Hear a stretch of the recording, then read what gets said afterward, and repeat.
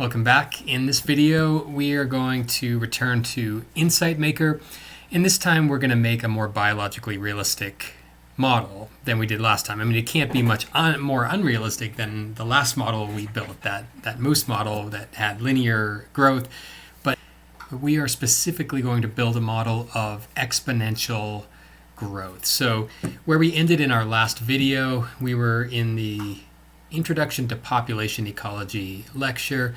We went through all the lecture materials and we were at the in-class exercise, and we talked a little bit about positive and negative feedbacks. What we're going to model here is a positive feedback. That's what leads to exponential growth, runaway snowball effect.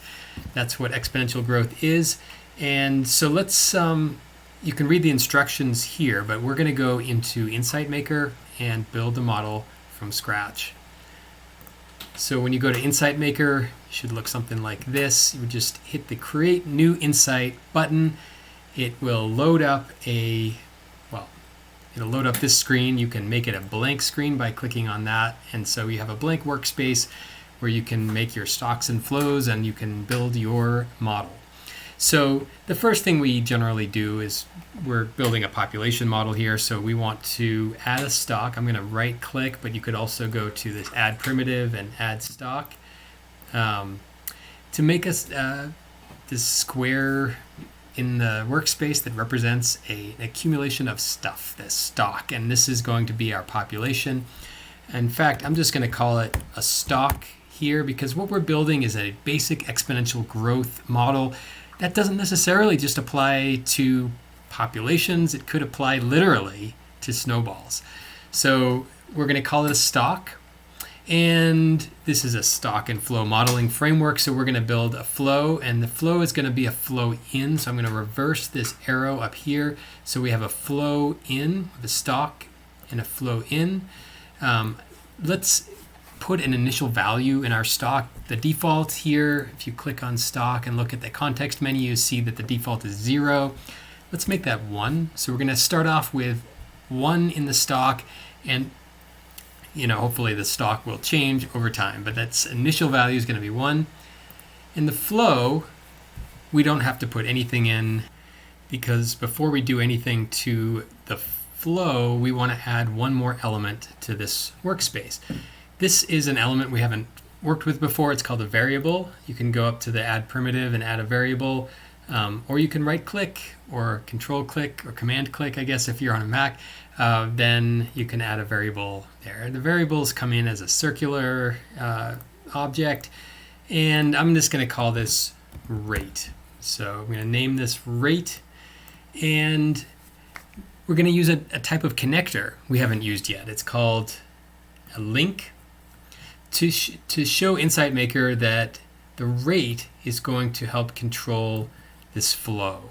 So this link basically just connects elements of your workspace together and tells InsightMaker that there is a flow of information or a connection between this thing and this thing. All right.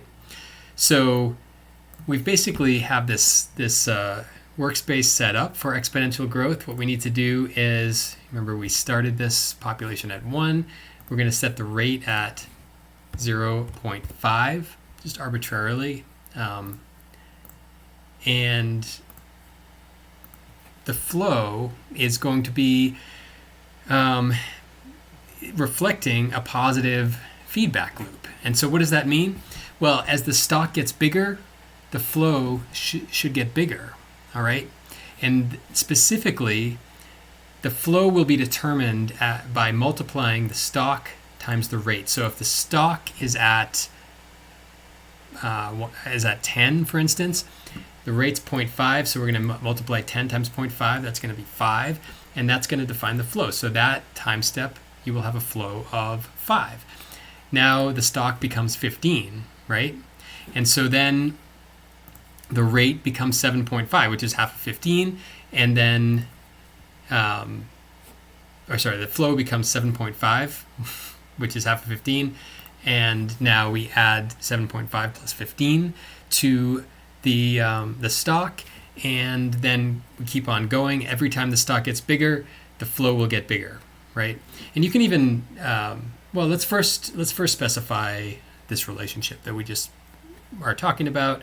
You can hover over the flow and click on the equal sign here, and that brings up the equation editor.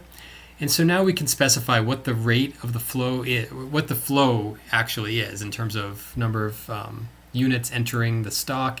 We can just say it's the stock. I just clicked on that, by the way. I just clicked on this stock in the right part of this equation editor.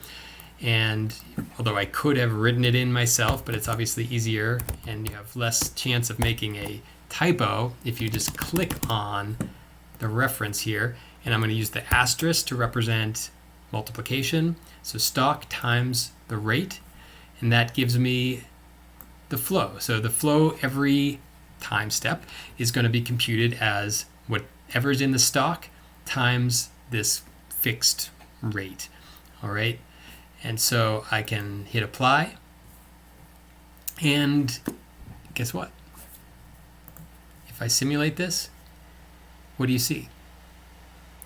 We have simulated successfully exponential growth. I'm going to configure this so you don't. What this is plotting is it's plotting the rate down here, which is always 0.5, and it's plotting the stock. I just wanted to plot the stock. So I'm going to click. So what I did was I clicked on configure, and in the data to display, I just removed the rate from that. So now I'm just displaying the stock over time, and it's exhibiting exponential growth, which is that positive feedback process. If I want to illustrate the feedback in an even more direct way here in InsightMaker, I could make a link back from the stock to the flow, and I'm going to hit Shift Enter to be able to drag that up. That's just a visual element. It's not necessary that you do that because flows are automatically connected to the stock that they're connected to. That you don't have to draw that connection because InsightMaker already knows that there's a connection there. But visually, this illustrates the feedback. The stock is influencing the flow. The bigger the stock is, the bigger the flow is, and you get exponential growth. All right. So on Wednesday, we're going to go through this in even more painstaking detail, and we're going to go through some exercises, which you can see already in the Top Hat page. So if you want to get a head start on any of the exercises, you certainly can. But I'm going to leave off there. That's just a quick video illustrating how to model exponential growth in InsightMaker.